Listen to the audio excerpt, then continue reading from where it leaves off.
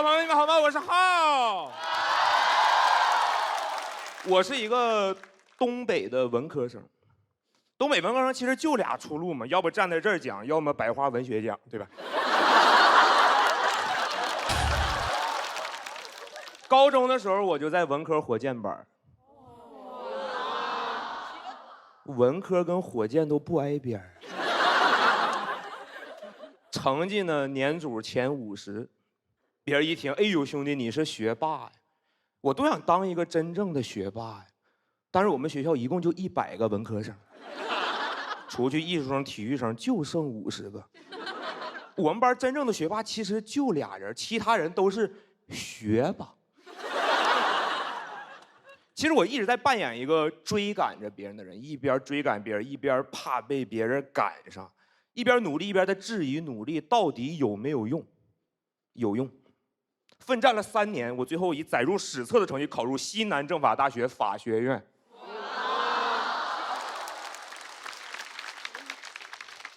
谢谢，谢谢是北大的，哪来的一句？这才是学霸。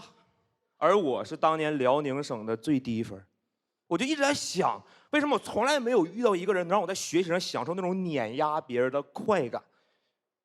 西政、法学的黄埔军校，放眼望去没有一个软柿子，直到遇到了我的舍友明哥。我到西政报到第1天走进宿舍，明哥暂停游戏跟我说的第1句话：学习学个屁！就那一刻我就知道，就他了。明哥紧接着说的第2句话，我没想到能考到西政，我说俺也一样。我跟明哥相见恨晚，一拍即合，都不学。但是对不起明哥，我大学4年一共干俩事儿：偷摸学习，稳住明哥。但是后来发现明哥都不用我稳，每当夜幕降临的时候，明哥的那个床帘上就会映着他玩手机的那个侧影。明哥1节课都不翘，但是到了教室就睡觉。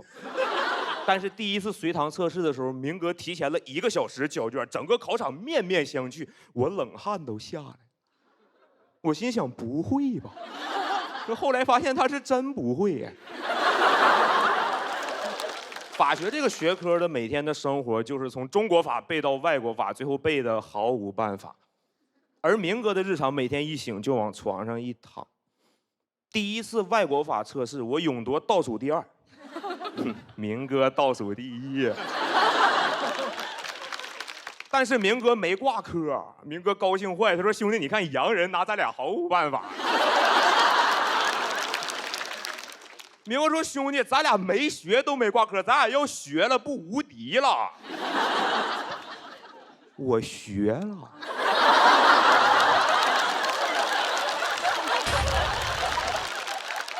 期末考试的时候憋足了劲儿，先在网吧充值了500元麻痹明哥，然后再试探明哥，我说兄弟啊，期末了咱俩真不学点啊？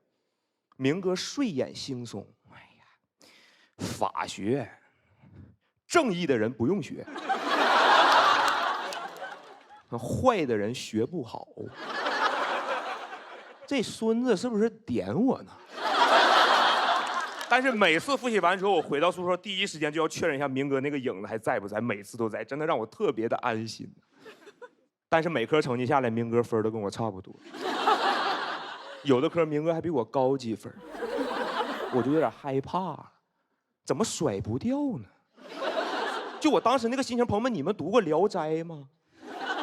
我就是夜里赶路那读书人，明哥就往路边一躺。我看也没再往前走2步，一抬头发现明哥又躺在那儿。直到有一天回到宿舍，发现明哥坐在床底下，手上捧着一本《刑法学》。我说兄弟啊，是不是我回来的不是时候？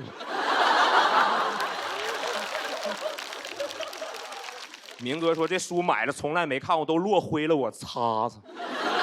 就那一刻，信任开始崩塌，我陷入到了一种囚徒困境。我说这孙子是不是背叛了我的背叛呢？我跟明哥是一直到本科毕业的时候，才终于分出了胜负。我以当年第1名的成绩考到四川大学读研。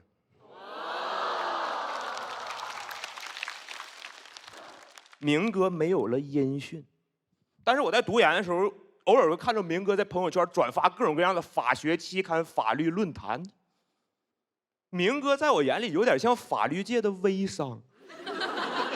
但是在我研究生毕业的那一天，我突然惊讶地发现，明哥默默给我晒毕业证的朋友圈点了一个赞。就那一刻，我有点愧疚。我说，明哥真的在为我的成功而感到开心，因为如果我刷到任何明哥跟硕士有关的朋友圈，我只想评论一个问号。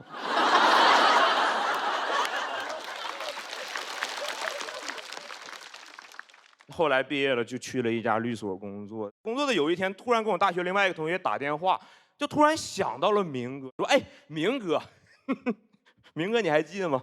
明哥现在干啥呢？”他说：“明哥，你自己事儿有你自己不知道啊？他现在不搁中国人大读博士呢吗？”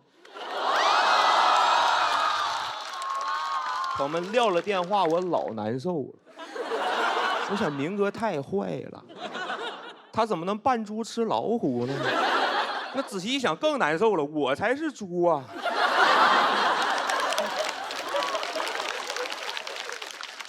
你知道吗？后来有一天我自己看了一部恐怖片，就在这个片的最后，那个主人公慢慢的走向那个有人影的帘子，然后大喊一声“去死吧”，拉开那个帘子，发现后面是个假人。我就在想，明哥当年到底在没在床上啊？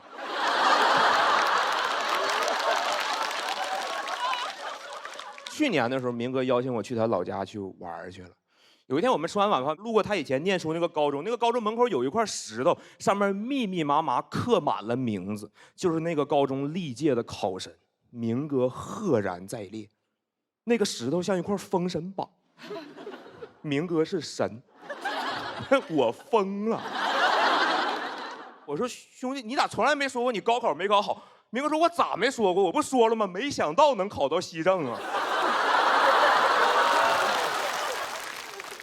其实我仔细想一下，可能大学那4年我读的一直都是明哥的野史。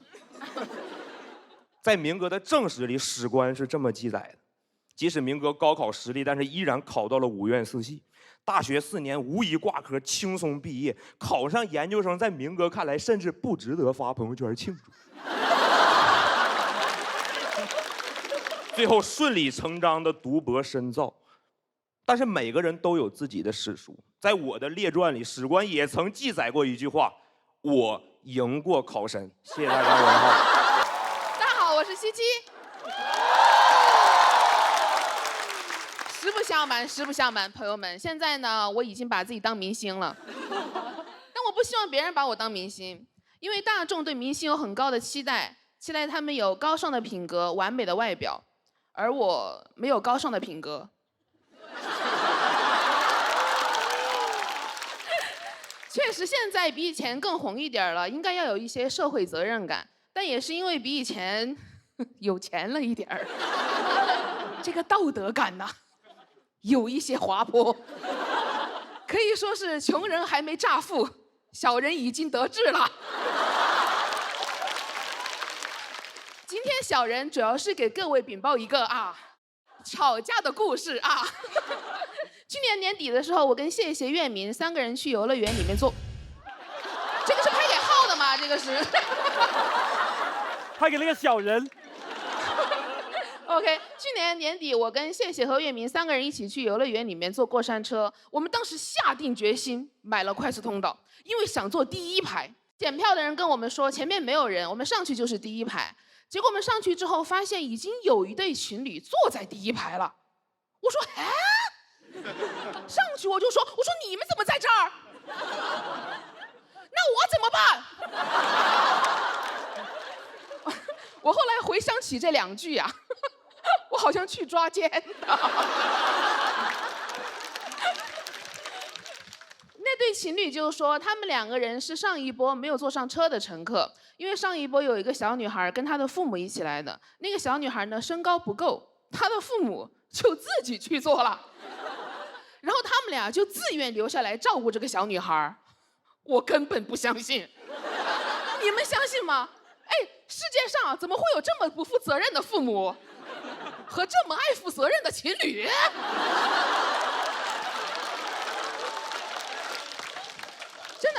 人跟我说，我要自己去玩了，你照顾一下我的女儿吧。我只会说要照顾多久啊？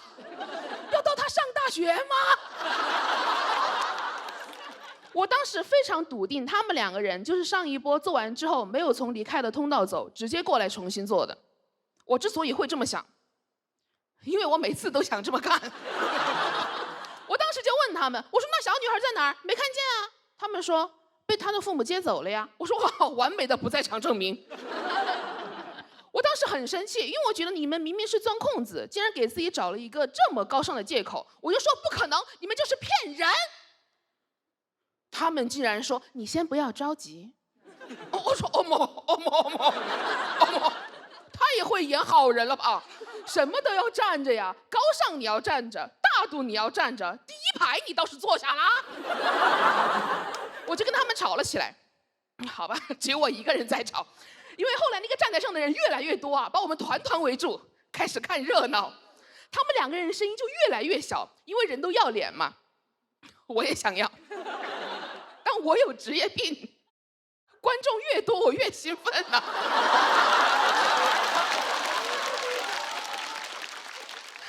但我同时又感到很心慌，因为我也不是这么经常的没有素质。当时场面已经完全失控了，我看见那帮围观群众，我的心急，我怎么光看呢？来劝劝我呀！没有人理我，我只能跟谢谢使眼色。谢谢很聪明，不愧是北大的，马上就要 get 了。谢谢说，那叫工作人员过来评评理吧。我说不用啊，你也可以评啊。你是一个大人了，谢谢。我后来看着工作人员朝我们这边走过来，他说：“哦，是我让这对情侣在这里等的。”我当时完全不相信自己听到了什么。我说：“你们有被一句话改变过整个人生吗？”然后那对情侣这个时候掏出了手机说：“你看，这个是我们跟那个小女孩的合照。”我说你有证据，现在才拿出来。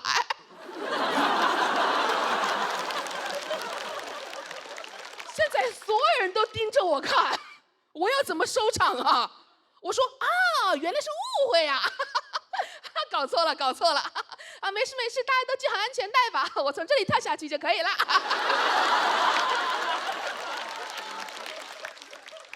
然后那对情侣还说，这个小女孩很可爱的。他就是要逼死我。我当时根本不敢看那个小女孩的照片，那个小女孩越可爱，我这个小女孩就越丑陋啊。我当时真的觉得很抱歉，但我的气又下不来，所以我对那对情侣说对不起。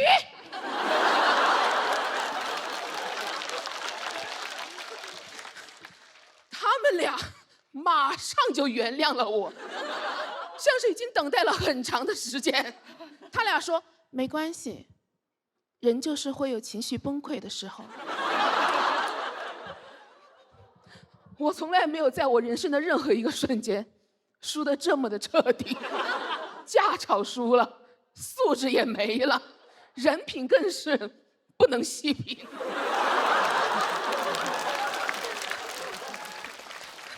我当时感觉我每个方面都矮他俩一头，我感觉我的身高也不够了。我爸妈什么时候来接我呀？我回家之后真的自责了好几天。我在这里也想给那对情侣认真的道个歉，对不起，让你们无端的承受了这么多。如果我当时就这么认真道歉的话，他们会把第一排让给我的吧？他俩素质那么高。但是诚实的讲啊，除了自责之外，更多的还是害怕，怕有人拍视频，我怕网友骂我。但是我的朋友跟我说，他说不会的，就算他们认出来你是七七，也只会觉得说，像他会干的事情。其实这个事儿如果我不讲，没有人知道，因为确实没被认出来。我讲这个事儿呢，是因为我已经发现了，比有钱人更受尊重的是道德高尚的人，但比道德高尚更受尊重的是诚恳诚实又知错能改的人。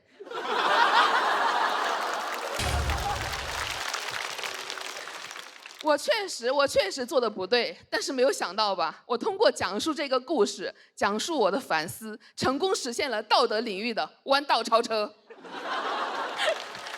哎呀，就是这样，君子坦荡荡，小人是戚戚。谢谢大家，小人告辞。谢谢。Hello， 大家好，我是今年的新演员，我叫海宇，谢谢大家。Hello， 名字叫海宇，是一个藏族。我觉得很多人对藏族还是有很多奇奇怪怪的印象。之前打车碰到一个司机，一上车就问我：“小伙子，老家哪里？”我说：“四川省甘孜藏族自治州。”他没听过，愣了一下，说：“这是一个地方还是？”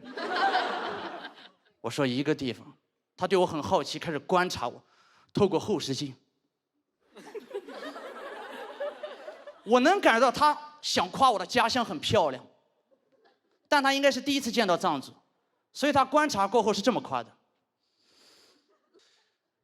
你们那边有蓝天哦。”我真的不知道这个问题应该怎么回答他。我感觉不管怎么回答，我们两个都像一个弱智，是吧？我总不可能把头伸出去，我说：“哎呦，咱们这边没有啊。”来了发现咱们这边真没有。他对我的好奇开始增加，刻板印象开始叠加。他说的话我已经听不懂了。少数民族小伙子，有点意思。蓝天来一段。蓝蓝的天空。我才反应过来，他想让我唱这首歌。朋友们，我是会唱，但我不会唱。因为腾格尔是蒙古族，他再这么回头下去，我们真去天堂了。好不容易到那个目的地，他跟我说的最后一句话，他说：“哎，怎么少数民族小伙子一路上不说话，一点不大大方方的呢？为什么？我不知道为什么所有人对少数民族，尤其是藏族的刻板印象就一定要热情大方。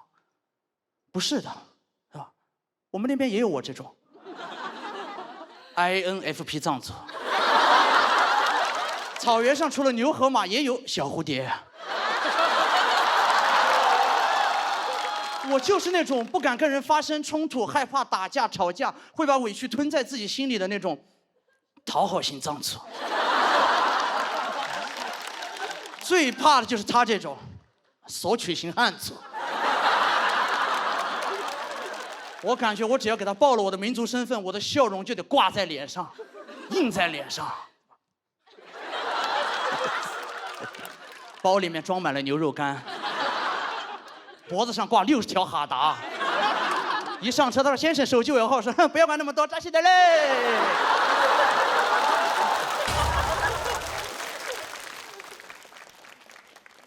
讨好型藏族很多问题解决不了的。我之前演出结束，我想去吃水果。买一盒阳光玫瑰，这么小一盒，120块，太贵了。我打开那个包装袋一看，它都被拆封过了。我心想，你二手玫瑰是卖的贵啊，但我真的没有勇气说出那一句“我不要”，不敢说。我脑子里面全是我身边那些 ENFP 藏族朋友，自带高原气势，为自己发声。我想学他们，我也气沉丹田，努力练习。我说。老板，你给我过来！这么小一盒卖这么贵，为什么？说。我觉得我太帅了。老板看着我，我们这儿就卖120。我说好的，没问题，老板，对不起。真的怂了。我小蝴蝶挣吃就只能挣1个回合。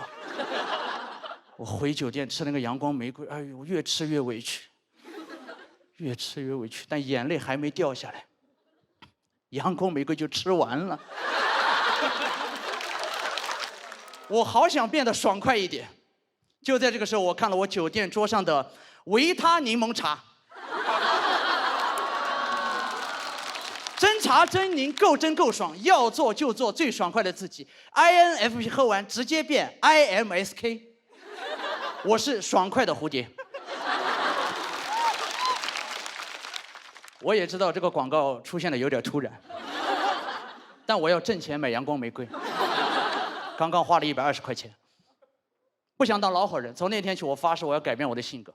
我现在在这个社会上生存，我要当超雄。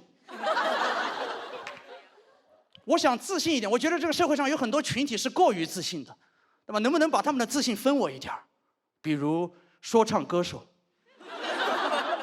我真的很羡慕他们，他们是这个世界上最会提需求的群体了。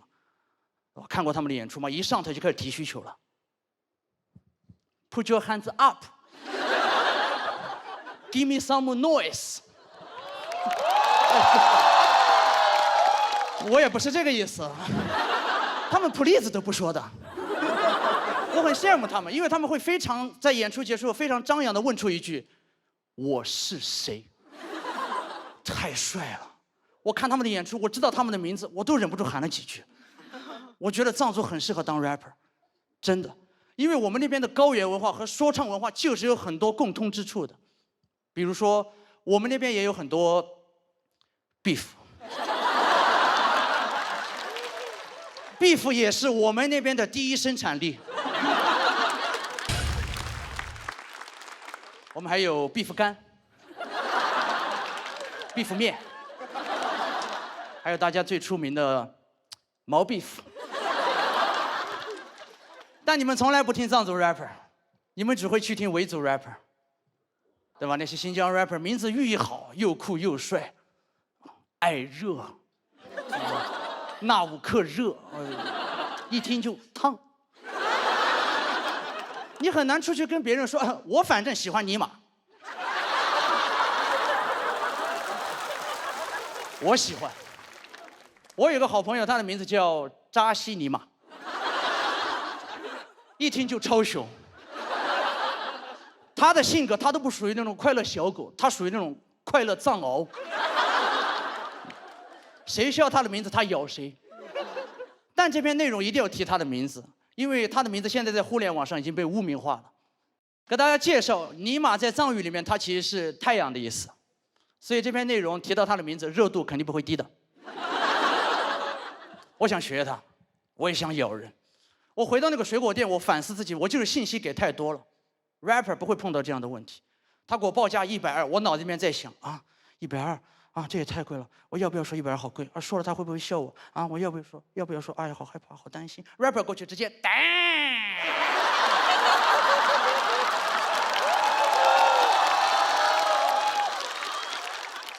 或者我在想，人跟人对峙的时候，如果我害怕发生冲突，我能不能说他听不懂的语言？如果我可以说我的家乡话，我在那个水果店老板，我会非常的自信，我会非常张扬的看着他，我说，哎。俺国可这样的人，俺国可这样的人，我没有唱歌啊，你们都不知道什么意思，对不对？这句话翻译过来就是指119能不能卖？我知道几分钟的脱口秀很难真正改变我的性格，但我已经在练习提出需求了。这个节目录到第3轮了，我提出的第一个需求就是，我真的希望这篇内容讲完之后，以后演出可以有人知道。我是谁？我是海宇，谢谢。我叫李卓妍啊，你们可能看不出来，其实我不太会拒绝人，对，很难相信吧？我也不敢相信，也不是鼓励你们向我借钱的意思啊，就是我也搞不懂为什么我的真实性格跟我的外表会反差那么大。有一次，我的室友他带对象回家，说想要住几天，问我方不方便。附近不是有酒店吗？我去住呗。哎，更烦的是回来之后就发现他们把我的零食全都吃光了。我说全吃光了，我再买呗。他对象临走前还给了我一个好评。他说：“哎，别看他长这样，人还挺好的。”我说：“什么叫别看我长这样？我都长这样，你怎么还敢来呀？”我感觉我自己像是一颗海胆，就长了那么多次了，结果还来了一个人说：“哎，你别看他长这样，内心还挺柔软的。”我感觉这种人最喜欢的一句话就是“勇敢的人先享受世界”。那谁最讨厌这句话呢？海胆。很多人觉得我看着像是一个攻击型人格，但其实我就是一个海胆型人格。就最有攻击性的就是我的外表。有时候我照镜子，我都会生气。我想李卓言，你顶着这张脸，净干窝囊事儿。花瓶。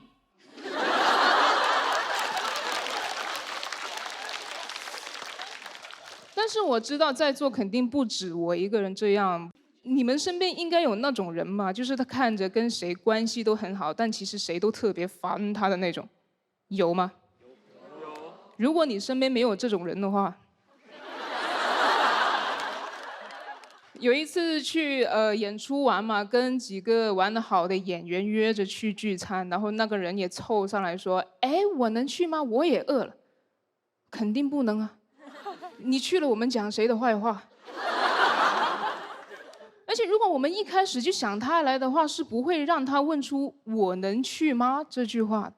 我觉得不受欢迎的“我能去吗”，就相当于暧昧期的那一句“我们现在是什么关系”，纯自取其辱。我们当时几个人就这样抿着嘴，互相看着对方，谁都不敢开口拒绝。我感觉我们想法都是一样的。哎呀，不想他来，但他都说他饿了。中国人最看不得别人挨饿了，来就来呗。但咋说呢？你们有见过一个聚餐全程都不聊八卦的吗？他也没见过。他还问他说：“哎，你们平时都不吐槽同行的吗？”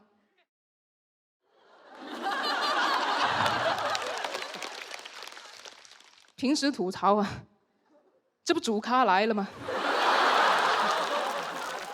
质量聚餐，只解决了温饱。我们点的还是烧烤啊，吃了满嘴的亚硝酸盐，但说不出一句闲话。这顿烧烤致癌又窒息，真的以为吃完就能解脱了。结果买单的时候，他又说：“啊，那2个菜我没怎么吃，我就不 A 了。”哇！他好勇敢呐！我真的有点崇拜他了。感觉如果是他的室友带对象回家的话，他肯定会说：“哎，你们2个人，我1个人，那我住的比较少，房租我就不 A 了。你们 WiFi 用的比较多，那网费我也不 A 了。但是我天天在这里当电灯泡，电费你得给我 A 一下吧。”我在想，他连这种话都说得出口啊！我拒绝他有那么难吗？我也想要勇敢拒绝，但那次已经来不及了。我先给自己想了一篇爽文，从标题就已经开始爽。重生之我是嘻哈。我重生了。回到那天，室友带对象回家，说想要住几天，问我方不方便。我冷笑了一声，哼，住2、3天肯定是不方便的。你们住7天吧，挺方便的。聚餐的时候，有人凑过来说：“哎，我能去吗？”我说：“哎，谁在说话？”他说：“我也饿了。”那你叫外卖呀？这2个菜我没怎么吃，那你打包回去吃嘛。我就不 A 了，不 A 了，你请客吗？哇，下回我来请吧。其实我知道这个爽文根本不够爽。有点像是穷人在写富豪生活的感觉。毕竟我也还在慢慢学习怎么拒绝嘛，所以如果在座有人跟我一样，还是无法坚定的说不，我想要趁现在跟大家玩个游戏，练习一下，很简单的，可以吗？来，准备好了啊！剪刀石头。不够坚定，再来一遍。剪刀石头。讲完了，谢谢大家。嗨，朋友们，嗨，我叫于博，又来了。嗨，那第二年来焦虑，因为我发现我从去年上节目开始，我就越来越在乎别人的眼光。我会在任何平台搜自己的名字，小某书、某音、某伴儿、淘宝闲鱼、天眼查。我去年节目的表现上，某伴儿只有2条评论，2条差评。第一条说我面相不好，一看就会家暴。第2条说我现实私底下打过翟佳宁。你要不看节目，单看这2条，是不是以为翟佳宁娶我了？从去年节目下来之后，太想要别人的认可了，太想每天做咖啡就管写稿。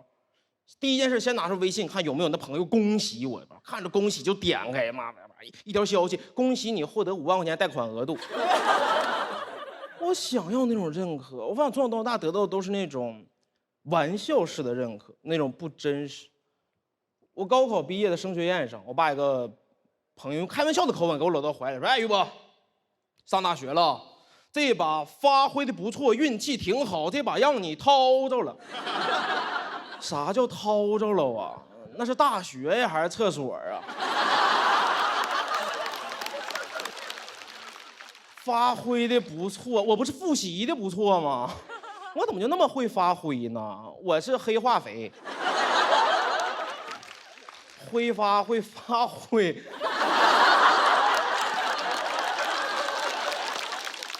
你怎么还能恭喜别人运气好呢？我高考又不是蒙的，打的嘎踩脚交卷的上大学了。那我多余上高中，3岁会走路那天就能高考，3岁踩一脚交卷，我名都不用写，老师拿卷子一看，哎呀妈，泰莱尼斯稳稳鞋。没有人想在努力之后被别人说幸运，对吧？勾践卧薪尝胆复国了，你不可能来个外交使臣说：“哎妈，大王你真幸运。”勾践破防了，拿个小刀给他胆卸下来，晚上回去接着舔，因为他的胆大。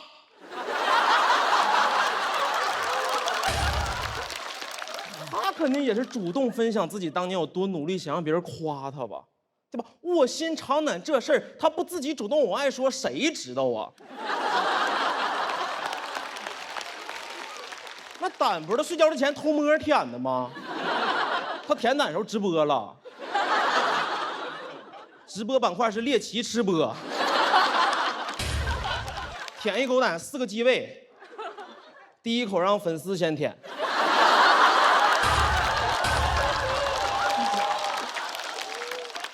边舔边说：“哎妈，给主播点点关注。”汪富差拿个小屋就给他关注了。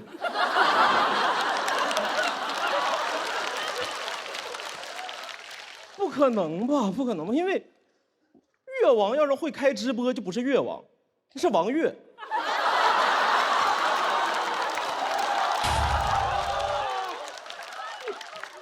我理解的。我要是勾践，我也得让全世界知道我卧薪尝胆。我那个士兵入伍之前就必须把卧薪尝胆纹后背。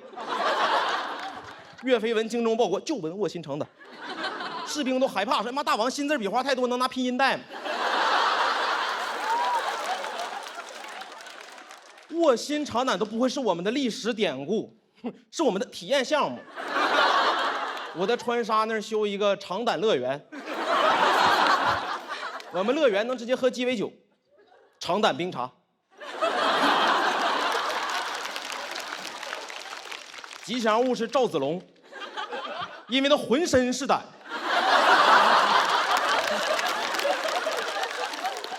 我理解他，我也是那种困在别人的眼光里了。我们就是这样，你在乎别人的眼光，你就完全看不到自己真正拥有的是什么，只依赖别人的夸奖。我意识到那一天，就是那天有天在写稿的时候，旁边一个很漂亮的女孩和她闺蜜在倾诉自己的容貌焦虑。很漂亮，对面的反应听得好像有焦虑，好像她有传染病。对面说：“姐妹，你有啥容貌焦虑？你要有容貌焦虑呢，你让这帮人怎么活？”我就在旁边喝咖啡。你焦虑，为啥死的是我呢？我命凭啥有你不由天呢？咱讲话，城门失火，殃及池鱼啊！你怎么殃及另一个城门呢？环顾四周，整个咖啡店就我一个人。老板出去抽烟了，老板宁肯死于肺癌，不死于容貌焦虑。都给我听难受了。我说来喝杯咖啡，给自己喝成丑人了。我喝的不是美式吗？但我不针对她，我理解的，我真的理解的。我针对她那闺蜜。你这情商当什么人呢？你上童话里当魔镜好不好？你当魔镜，白雪公主都不用死。往后一焦虑，谁是世界上最美的人？你嘎把小矮人拽出来。你有容貌焦虑，他都不用活。所以容貌焦虑好像才是那些有姿色的人，王后公主的特权，对吧？矮人没有容貌焦虑，矮人有这玩意儿啥用？别人都看不着。他想有个魔镜，问他谁是世界上最美的人，魔镜啪给他嘴巴，啪给他嘴巴。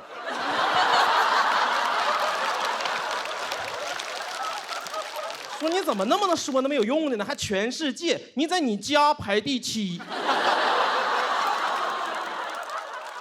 为啥在乎别人眼光？好像就是因为我们现在拥有，担心失去，对吧？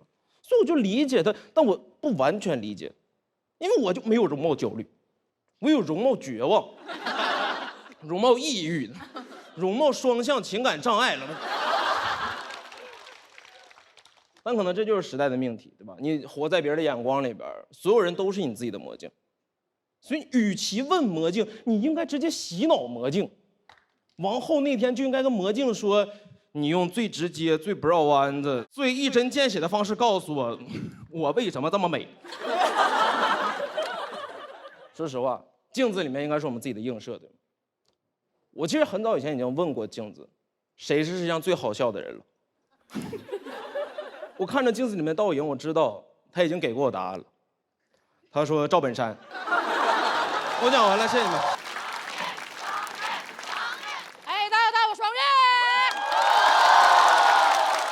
朋友们，上节目上3年了，好多观众说我爱讲点沉重话题啊，没有讲什么重的吧，就讲点什么月经羞耻啊、女性困境啊、家暴啊，重吗？不重啊，这就是咱们的日常生活呀，这是。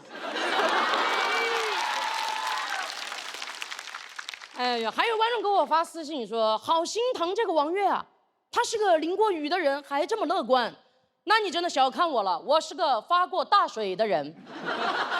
我老家真的小的时候年年发一次大水，你来你也乐观，但是现在已经治理好了，只是我们那边的楼房上会有一些水位线，每个来过我们县城的人都知道，这个地方曾经水很深。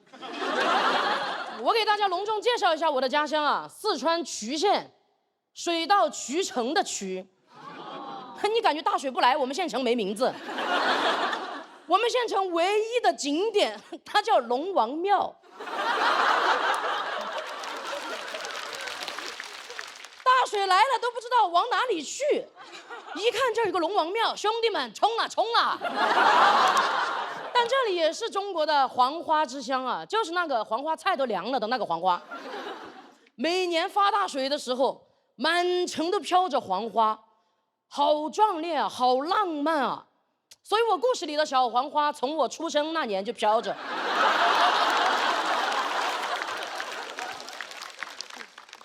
所以我小时候一直觉得周杰伦啊，应该是我们衢县人。年年冲大水，把我们县一路冲进了四川百强县，全靠我们衢县的父老乡亲乐观，真的，因为全四川它一共就只有105个县。你感觉大家都有点太乐观了，他们那个精神状态更是遥遥领先。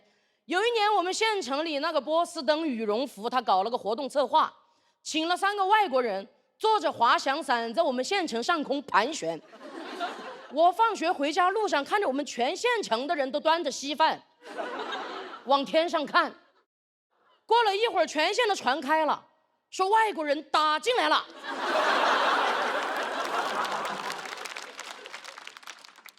全部端着稀饭跟着那3个外国人跑啊，要看他们降落在哪里，说去直接捣毁他们的老巢。眼睁睁看着他们降落在了那个波司登的舞台上，马上权限又传开了，说刚才搞错了，是那个波斯登陆曲线了。我8岁那一年，差点变成个波斯人。大敌当前，没有人惶恐，大家操心的是一会儿要不然把他们3个外国人就留在这里干活吧，让他们留在这里种黄花，我们直接波斯直聘。就是这样的，莫名其妙的这种精神状态，每年在发大水的时候啊，更是把那个大水当成外国人整，真的。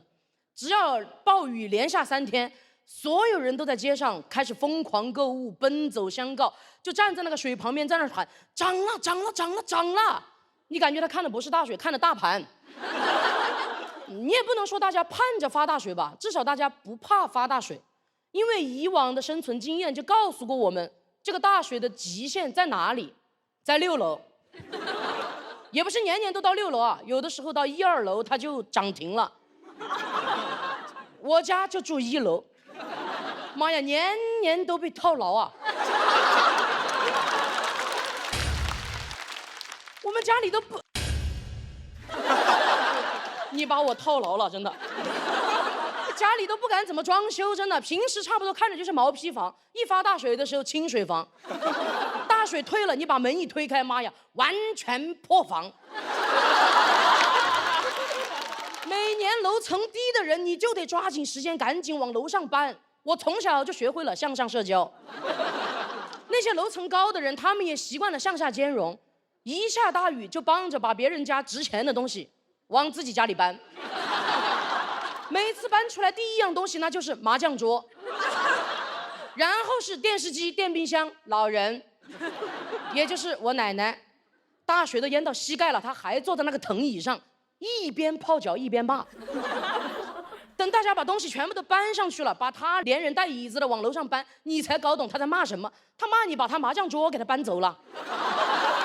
在他和麻将桌中间居然隔了电视机和电冰箱，他这辈子没跟麻将桌分开过那么久，真的。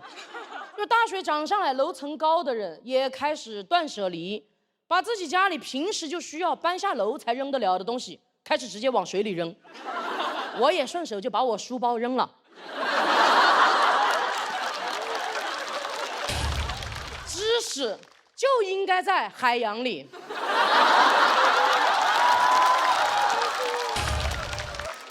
也不怕别人给我捡回来，因为学海无涯嘛，无涯。但你也总不能啥都不学吧，你还是得学点东西。我就开始跟着大人学打麻将。我们县城的人就是这样子的，一涨大水，他们就开始打麻将。他们说这个就叫遇水则发。吃饭的问题也很好解决，所有的人都在楼顶上煮火锅，家里有啥你就煮啥。有的时候水上漂点啥，你还能捡点啥。这个就叫流水席，也叫海底捞。有时候你经验很丰富的时候，你看着水上飘过来什么，你就知道水淹到哪里了。飘着黄花菜，你就知道黄花场被淹了。你飘过来一个县长，你就知道县长被他家里面的人断舍离了。最恐怖的是有一次水上飘过来6个人头。旁边有个年轻人哇的一声就哭出来了，他说那是我刚装好的理发店呐。然后楼顶上所有人七嘴八舌开始安慰他，说没事，人没事就好了，你推子剪子都带了的吧，来先把我的头给我剪了，在这里我就能洗头。大家就这么互相打趣互相鼓励的等着那个大水退下去，然后自发的跟着救援人员一起去打扫淤泥清理残局。总感觉家里面好像有点空空的，然后想起来哦，奶奶忘了搬下来了啊。然后大街上那些被断舍离了的东西又被所有人挑挑拣拣的选回来，县长也走回来了，还带了几个别的县的县长，说要开个大会研究一下怎么抗洪。很快所有人的生活又恢复到从前，整个县城的人又开始打麻将、吃火锅、喝稀饭。我们那儿的人真的很喜欢喝稀饭，因为水多。所以稀饭依然特别的稀，所以我跟你们说真的，周杰伦绝对是曲线人，他有张专辑就叫《范特西》，他还有一张专辑叫《依然范特西》。水给我们这个县城留下的唯一痕迹，就是楼房上会多出来一道水位线。他走的时候会带走满城都飘着的黄花和所有人的忧愁。我是好多年过后，我才无意之间发现，黄花居然有另外一个名字，它也叫做忘忧草。我觉得忘忧草之神会保佑每一个漂泊在外的徐县孩子，我和周杰伦。因为周杰伦跟我一样乐观，他那首飘着小黄花的歌居然不叫发大水，叫晴天。谢谢大家，谢谢大家，我是王宇，谢谢。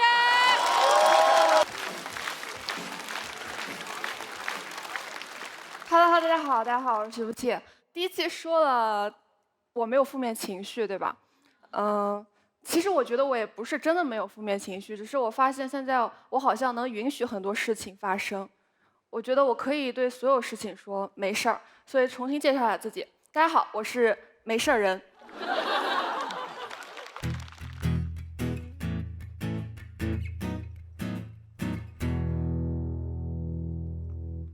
今天我去理发店洗头，头那说我头上有脏东西很难抠，我闭着眼睛脸都在抖，他说你很痛吗？我说没事儿，就是你很需要我头上那颗痣吗？需要的话你就拿走。我是没事人，痛也不吭声，就算痛你喷头拿不稳，我也会说没事儿。我正好尝尝水温。头上的托尼，他也是一声不吭，半天憋出一句你头还挺沉。我咬着牙齿生气万分，我说你要洗后标可以翻身。我是没事人，难受也不吭声。托尼把洗护套装挤了一蹦蹦，我说不用不用，他说没事儿，老板不知道。他也只是兼职的大学生。那次洗完头啊，我头上流着血，但飘着10几种香。他问我他适合干这个吗？我说你干什么都会成功的。你看你手里有什么？有我的痣，有志者事竟成。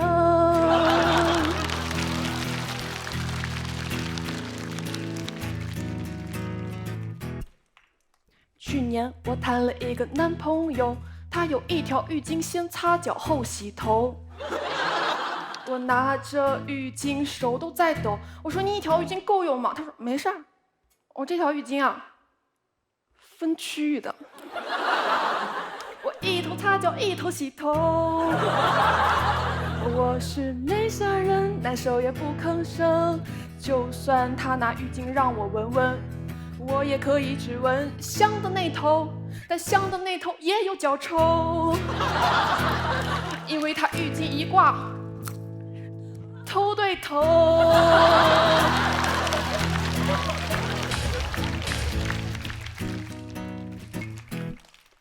我忙碌1周，终于能好好休息，于是请了一个阿姨来打扫家里。阿姨夸我的房间很干净，我听到之后一阵窃喜，因为就在刚才啊，我是拖了地，又倒了垃圾，我还下楼把头洗，我甚至把男朋友赶出去，现在家里没有一点脏东西。阿姨进屋也是一声不吭，她说这里有条抹布，你扔不扔？我说没事儿，阿姨你先别扔，但你可以用反面，搞卫生。我发现我总是这样，就现在遇到什么事儿啊，第一反应就是说没事儿，但我也希望我能一直这样，不用在乎那些焦虑、情绪或者破事儿。比如父母总是催婚，我说没事儿没事儿，到点我肯定把张凌赫领进门。老板说戒不戒我抽烟啊？我说没事儿没事儿，你想抽把这破公司点了都成。不弹吉他也没事儿没事儿，我诗朗诵也没事儿，没事儿。我谢谢大家。也没事儿，没事儿。我洗一次头就送一颗痣，我志在四方方的城市。我是没事人，你大可不必心疼，我没那么多的不服不忿。我是没事人，不和世界抗衡，祝没事的人大获全胜。谢谢各位。哎，Hello，大家好，我是陈数。今天呢，想给大家演一个不太一样的小节目啊，主要是想给大家分享一下我自己做的绘本。想看吗？OK， 那么既然要出绘本、出书呢，那自然就少不了书最重要的妖风。双雪招倾家荡产推荐。笑到无力，黄渤笑成黄渤。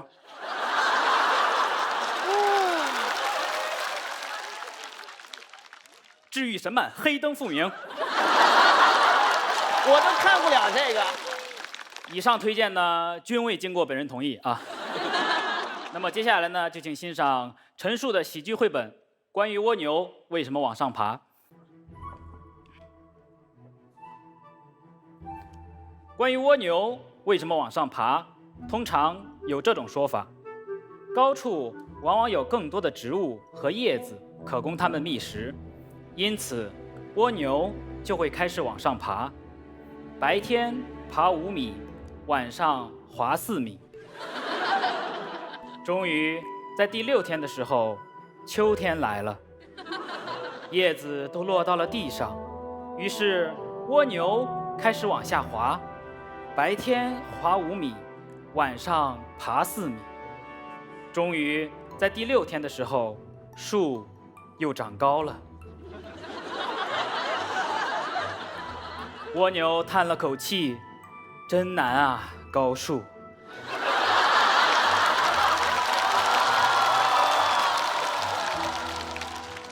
关于蜗牛为什么往上爬，通常有这种说法：一只蜗牛掉进了深井里，白天爬5米，晚上滑4米。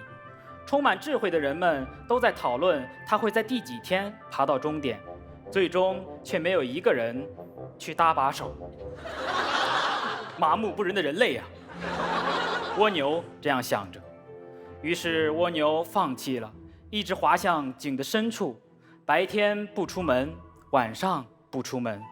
就这样，蜗牛变成了井底之蛙。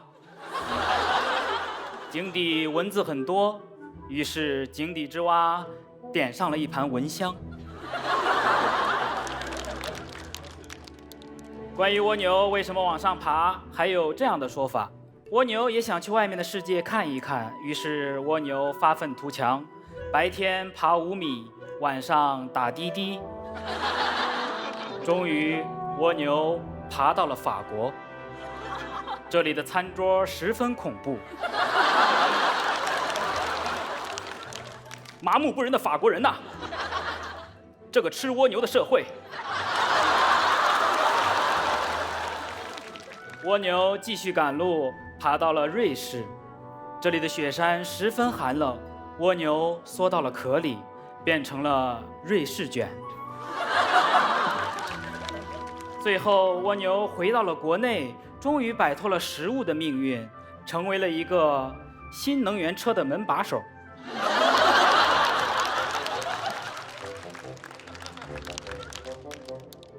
关于蜗牛为什么往上爬，通常有这种说法：蜗牛在干燥情况下会爬到墙壁上，用粘液封住壳口，将自己粘在墙上。如果向它们喷上水，就会复苏。于是，小明拿着水壶来到了水池边，每过1秒流入5毫升，流出4毫升。终于在第6天的时候，小明患上了静脉曲张。不过幸运的是，水装满了。妈妈夸奖小明很有毅力，于是小明拿着这壶水，帮妈妈洗了第1次脚，然后向蜗牛浇上了洗脚水。从那以后，小明每天都接水帮妈妈洗脚，左脚搓5下，右脚搓4下，终于在第6天的时候，妈妈的强迫症犯，十分生气，打了小明耳光，左脸打5下，右脸打5下。就这样，在60岁的时候，小明用一生治愈了童年，而蜗牛依然在治愈脚气。关于蜗牛为什么往上爬，也有这种说法：爬到高处可以提高找到合适伴侣的可能性。一只地上的蜗牛遇见了在高处的心上人，于是在地上用粘液写字告白，白天爬5米，晚上爬4米，终于在第6天的时候 ，I love you 被拒绝了。为了掩饰尴尬，蜗牛只好继续向前爬。I love work。终于，蜗牛又遇见了别的心上人。就这样，蜗牛掉进了爱情的深井里，白天爱5个，晚上忘4个。终于在第6天的时候，蜗牛爱情的深井里已经人满为患了。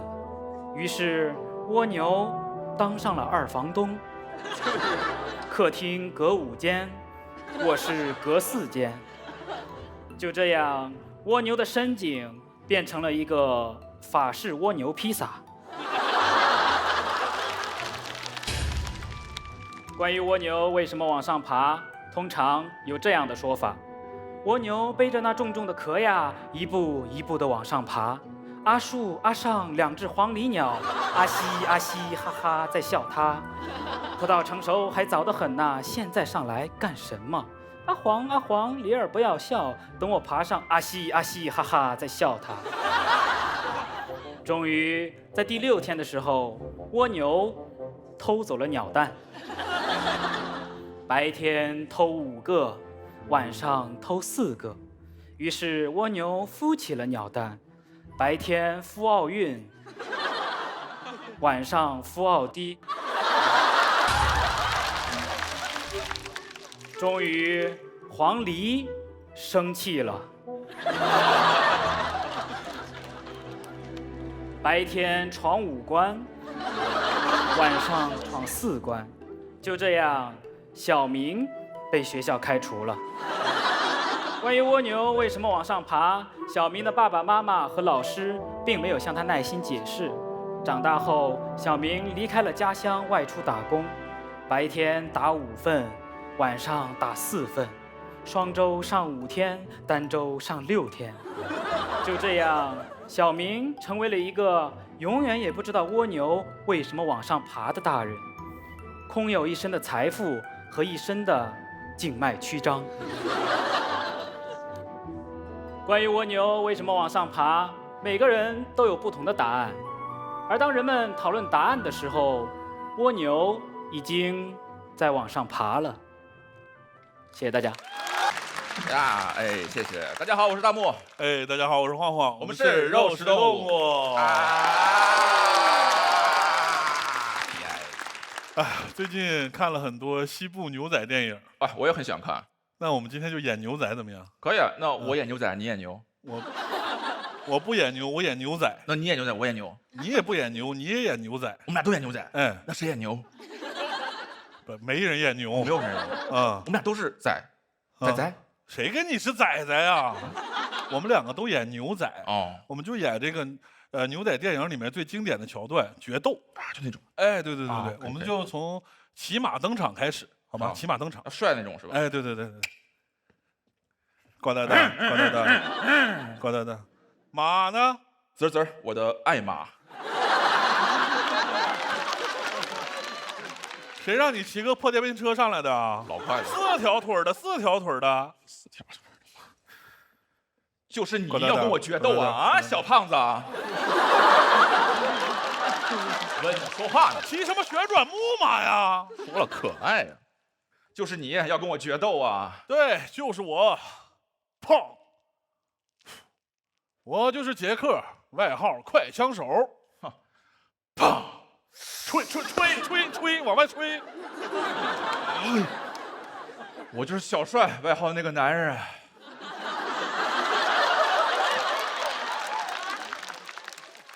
电影解说呀。真的，不是，你得起个跟我差不多的。我叫比尔，外号最快枪手。啊，那个广告法不能说最，你知道吧？换一个，换一个，换一我个。叫比尔，外号贼快枪手。东北牛仔啊。那咋地啊？换一个。我叫比尔，外号快手。不是牛仔干直播是吗？家人们，我一会儿要是 PK 了啊，慢慢上票。谁跟你 PK 这玩意儿给我刷一啊？刷。我先让你开开眼。我的这把枪型号是勃朗宁1935，我这把翟佳宁1994。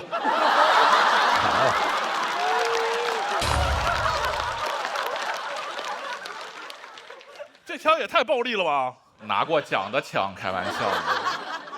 我给这把枪起名叫 Dice， 我这把叫杠，就直接翻译啊，简单了。我的枪一响，死神就会降临。我的枪一响，博尔特就会起跑。发令枪啊！我每杀一个人都会在枪上刻上他的名字。我每杀一个人，就会把他在世上的最后一句话刻在我的枪上。啊？你看，嗯，我赌你打不中我头上的苹果。那他赌对了呀！哎，你看还有这个阿门。不是，人家决斗前祈祷你打呀？不是啊，他自己说的，让我瞄准他。那是瞄准吗？还有这个，嗯3。不，谁会在死前说3啊？哎，还有呢，我不看了，我让你看看我的枪法。看见远处那个罐子了吗？当当当当！我打起来了。那当然了。哎，看那罐子吗？嗯当当当当当当。你打超级玛丽呢是吧1比0。这样，我打个远的，砰，咻，吧嗒，鸽子。哇，看我这个，嗯砰咻吧嗒，兔子。兔子哪儿来的兔子啊？对不起啊，嫦娥。嫦娥的兔子是吗2比0。你这样，我再打个小的，看见这枚1块钱硬币了吗？叮砰！哇，打中了。那当然了，损坏人民币要罚款5万。我打的是美元，好吧？美元，该你了。看到这1块钱硬币了吗？这是井盖吧？有这么大美元吗？美元最近不是通货膨胀吗？它这个膨胀啊，它不是物理上的膨胀，你知道吧？小一点1块钱硬币。看到这1块钱硬币了吗？啊，叮砰，当当当当，2个5毛的。你给人找钱去了是吗？哎，家人们，价格已经打下来了哈。还说呢？你这样决斗分你一个，我不要这玩意儿，你自己揣着。我现在就要跟你决斗，来，准备倒数99、 99啊！太长了，3、2、1，怕你反应不过来。我能反应过来。3、2、1，砰！3。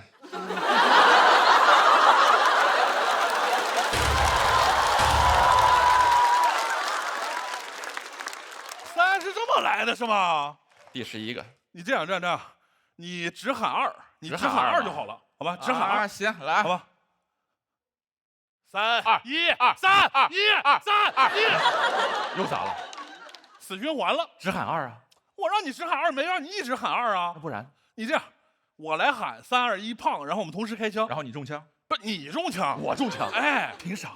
我是主角，所以你得中枪啊。哦，剧情上。哎，你中枪，你中枪。来，3、2、1，砰！汪汪汪！比尔陷入了回忆。亲爱的，我今夜要去决斗了，加油哟！放心，我一定活着回来。为了我的家庭，我不能死呀！砰！你为什么没事啊？你怎么还出现人生跑马灯了呢？不都这么演的吗？不是，你这情节要出现也得让我出现啊！真强！不是，我是主角，让我出现，让我出现。拿去。 3、2、1，砰！哦，砰砰！不是，直接补枪补死了。为什么不能补啊？不是，你让我回忆完，我得回忆完。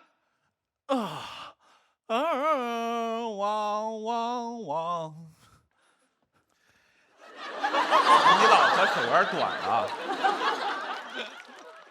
管那么多呢你啊？企鹅吗？亲爱的，今夜我就要去决斗了，加油，放心，我一定会活着回来的。啊，为了我的家庭，我不能死！胖，还不死？胖，你怎么还不死啊？当当当当，2个5毛的。漂亮！谢谢大家。